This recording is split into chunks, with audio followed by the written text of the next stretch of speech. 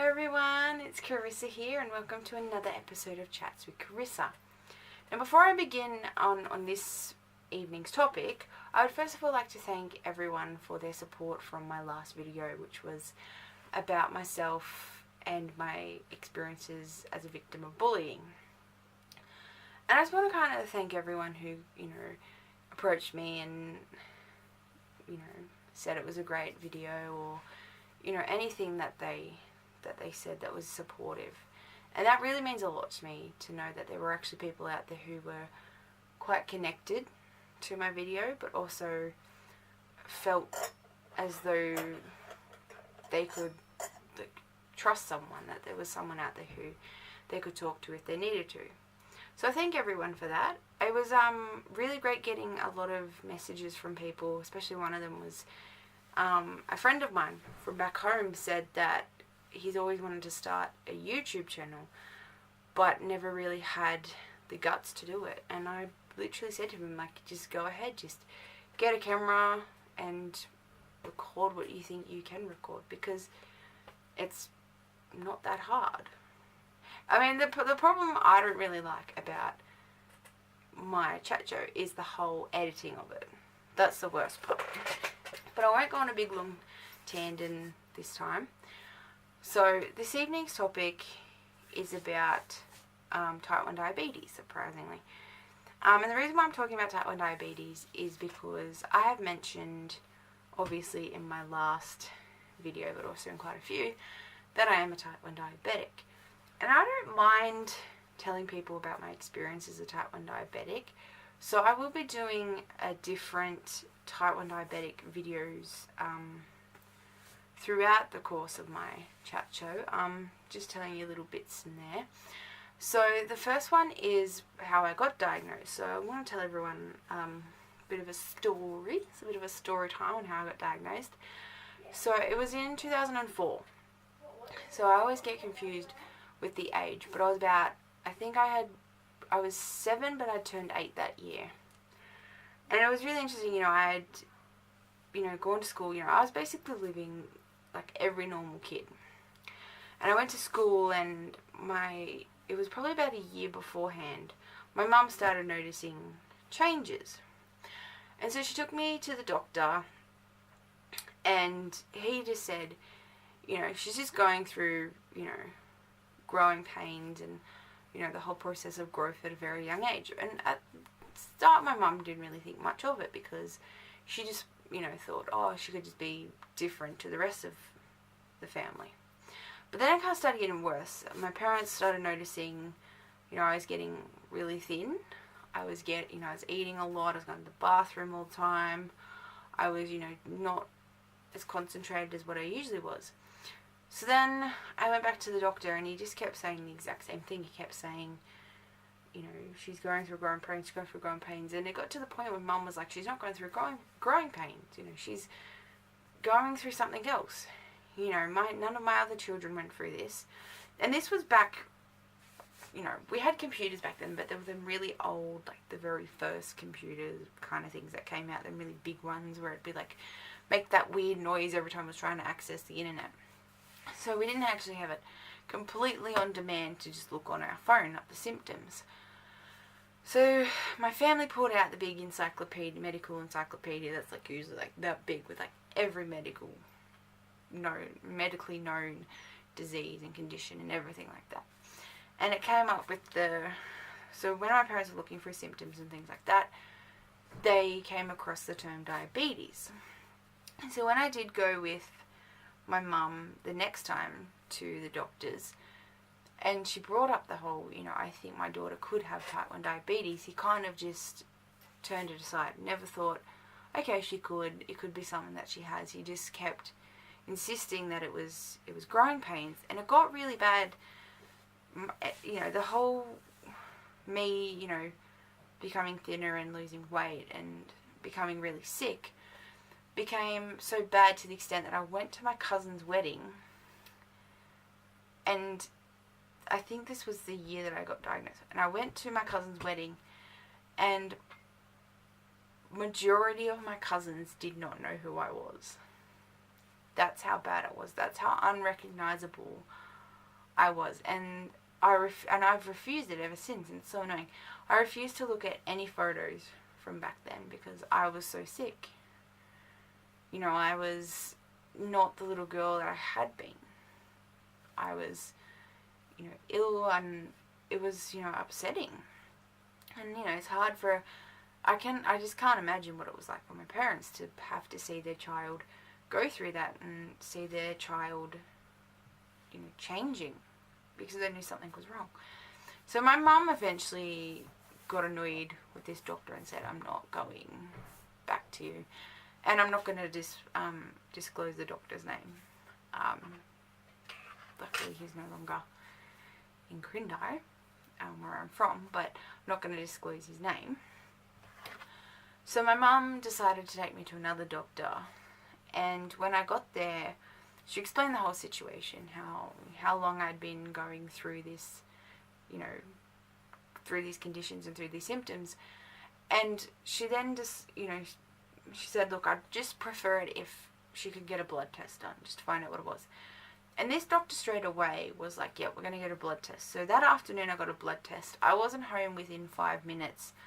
So we got home, and I remember it as clear as day. I went straight to the pantry because I was hungry, and I pulled out barbecue shapes. Barbecue? Yeah, barbecue shapes. And the phone rang, and my mum answered the phone. And, this is the thing, like I had to have so many days off school and things like this to go to appointments and things like that. And so it had actually been the people who took my blood, and it was also the doctor as well, and he said, you need to get your daughter to the hospital. She has type 1 diabetes. And my finger prick reading, I'm not too sure. My mum knows exactly, but I think it was like 28.7, which is really bad. So I went up to the hospital, and I did not have any idea at this time what it was. It was extremely scary to me. I've never heard of diabetes. And to be perfectly honest, I always thought it was something to do with me, that I was going to die eventually, because dire, it's just something you assume, and especially when you've never heard of it at such a young age. So my mum took me to the hospital, and I literally got rushed in before all these people, and there was this old lady who I don't think she was that old, but she was an older lady, and I think she had like a broken arm and was apparently causing and complaining because I had got put through before her. And apparently one of the nurses came out and said to her, this little girl is having, has a severe health problem. We've got to get her in to get, all the drips and whatever else they put into you straight away. And that kind of, I can't quite remember what he said, but, my mum knows all this information. And I remember, and I was so scared, and I didn't, obviously this was before I got used to having needles, and I remember this, and I cannot remember his name, and it annoys me because he was the loveliest person ever. And he kept being like, did you want, he kept giving me Vegemite and cheese sandwiches, and I kept wanting them because I was hungry. And it was a moment that changed not just my life, but changed my family's life as well. They all had to then, adjust to living with someone who has diabetes. It meant that, they'd constantly have to be sure that my finger pricks were being tested, that, I had my insulin injections, because literally what I don't think people realize is that my entire life depends upon my insulin injections. My entire life. Because an interesting thing is that in your body there is an organ known as the pancreas. And the pancreas produces enough insulin throughout your day to cater for everything, to cater for the food you eat, to cater for all the activities you do. My pancreas is literally sitting there, dead. It's probably not completely not working, but it could just be distributing 2 units of insulin a day. And that's it. Whereas in your actual body, it distributes the glucose and that every hour. It distributes enough for you to then be able to, perform to the ability you can. So it's scary to think that my entire life depends upon this one liquid. And this liquid is what keeps me alive every single day. But what's also interesting, and I don't know if anyone knew this, is that the insulin that I use actually comes from pigs. That's what I was told. Is that, yeah, so my insulin comes from pigs. So I thank pigs for giving me insulin and for giving diabetics insulin. But it was definitely a scary moment for me, becoming diagnosed with type 1 diabetes and knowing that I would have it for the rest of my life. And I've had it for 13 years now. 13 years I've had it. And it's never stopped me doing what I want to do. You know, I got through primary school with it. I've gotten through high school. I've nearly finished university and got through college with it. And I've travelled to so many places around the world with diabetes. You know, I'm so used to it now. It's a part of my life. You know, I don't know a life without diabetes. But I don't let it stop me from doing what I want to do. You know, back then, if you asked me when I first got diagnosed if I would do all the things that I'd done, I probably would have said no, because I would have been too scared to do it. So it was something that changed my life, but it's something that challenges me every day to want to be able to do better than my diabetes. Quickly getting to that, I'll quickly show you something. And I still have it. So you know how like when we're all little kids, we all have something that we've had ever since we were little? This is what I've had since I was little. This is Rufus. Now, you're probably thinking it's weird that a college student who's 21 years old still has a teddy bear. But this teddy bear is extremely important to me because this is Rufus. Now, Rufus is my diabetic bear. So I got this bear 13 years ago. Now, I don't know if you can see, but he's a bit worn. When I first got him, he was extremely fluffy. Like, you know when you go buy them bears for the first time and they're extremely soft? That's what he was. Now he's a bit tattered because he's lost his fluffiness. But I'll quickly show you something to do with Rufus. So his little overalls on, which you can see. Now, I don't know if you can see, but on his little paw here, on his little hand, he has some patches. And he's got some all over his body. He's got one there and he's got some on his belly, which I will show you another day. He's got one on his bottom. So he's got a purple one on his bottom, he's got a green one on his belly, and he's got some on his legs. Now the purpose of them is to show type 1 diabetics places that they can give their insulin injections, which I thought was really cool when I was younger. So you could get a Ruby or a Rufus bear, and I got Rufus. And he's literally been there for me for the last 13 years. And I've had him ever since. And I had to sew up, where is it? I had to sew up his foot because his foot was coming apart. But I don't think I will ever get rid of him because he's literally one of the most important things in my life. He was one of the very first things I cuddled every time I went to bed in hospital when my parents weren't there. So he always sits on my bed. And he's one of the most important things to me. My diabetic bear, named Rufus.